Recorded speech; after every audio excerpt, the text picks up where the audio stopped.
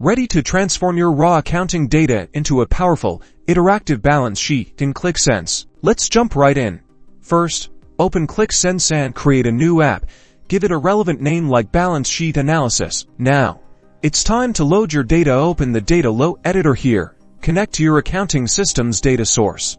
This could be Excel files, databases, or cloud services. Qlik Sense supports them all. Ensure your data includes key fields like account number, account description, and the debit and credit amounts. Make sure your data is clean and properly formatted for accurate calculations. Next, we'll create calculated fields. For example, create a field to categorize accounts into assets, liabilities, and equity. Use an if statement based on the account number or description. Now, create a pivot table. Drag the category field to the rows and create an expression that sums up your balances for each category. Drag that to the measures. Customize your pivot table by adjusting the number formatting, adding color coding, and enabling drill-down capabilities for a more detailed view. This makes it easier to quickly identify key trends and potential issues. Finally, add filters for specific periods or segments of your business to make the balance sheet even more interactive. Congratulations, you've created a dynamic balance sheet in Qlik Sense.